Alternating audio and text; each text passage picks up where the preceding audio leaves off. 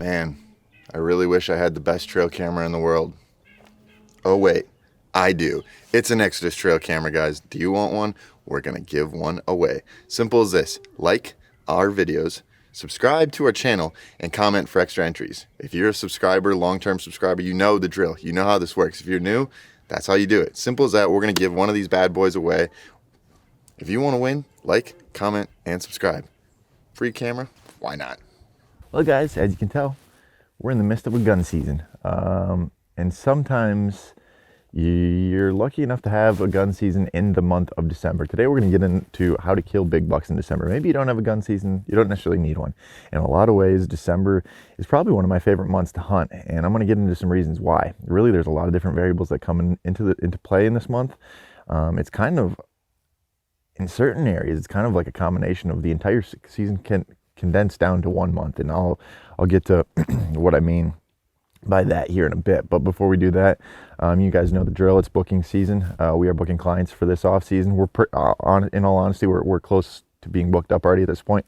But we do have a couple openings, so if you want to get something on the books to learn more about your property, come up with an income plan for your property, a timber stand improvement plan for your property, food plotting plan for your property, how to hold more bucks on your property, all this good stuff.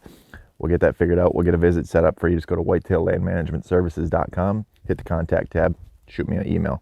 Otherwise, over on social media, you can get a hold of us too. Instagram or Facebook. Otherwise, go over to vortexoptics.com. You can get yourself some sweet swag for Christmas. WLM20 will get you 20% off of their apparel. And if you want a sweet set of binos like I'm wearing, or a cool rangefinder or anything like that, you can, or a rifle scope, head over to eurooptic.com. Use code WLMSVTX10. You get 10% off optics. That's a significant amount if you end up doing the math. So, especially on some of those more expensive optics. But with that being said, let's get into December. How to kill a buck in December.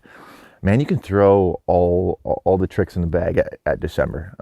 And what do I mean by that? Well, let's get into the very possibly the most important thing about December, especially in some of those better buck hunting areas of the country. And what I mean by that is the second rut. So a lot of times in a state where there's an imbalance in the herd, let's say there's a lot of does that don't get bred in that first round in November, they end up coming back into heat in December. Another thing that'll happen is a lot of times your fawns that hit, the minimum basically weight requirement to come into estrus will also be able to be bred in the month of December and even into January. So in states like Kentucky, Illinois, your Ohio's, any place with a higher deer density where this tends to happen, I've seen it. I've seen it all the way through January. I've seen bucks chasing.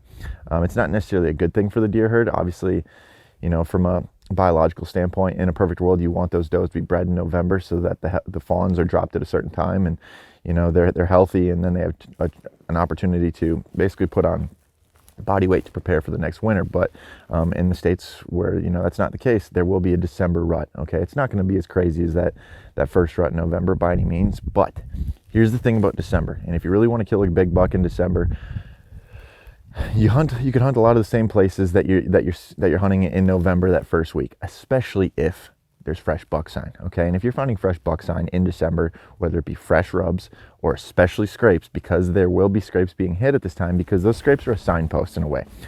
The does and the fawns and the bucks will all visit these scrapes to basically communicate and see who's coming into estrus. And at that point, those bucks will track down those does. Pretty simple. So basically, this is a really good intersecting point, these scrapes.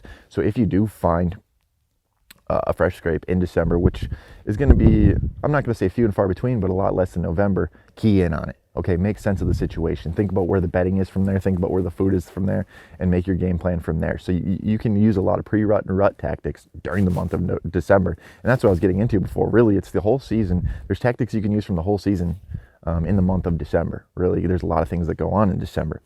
So let's say you're not finding the buck sign, you're not seeing a bunch of scrapes, you're not really seeing a lot of rutting activity because you feel like maybe the deer density is low in your area, or whatever the reason is. It's just you're not seeing the rutting sign. Well, that's okay, because we still got a backup plan in the month of December, and that's very simple plan of just hunting food. Okay, that's what we did this morning here in Illinois. We hunted over green and grain.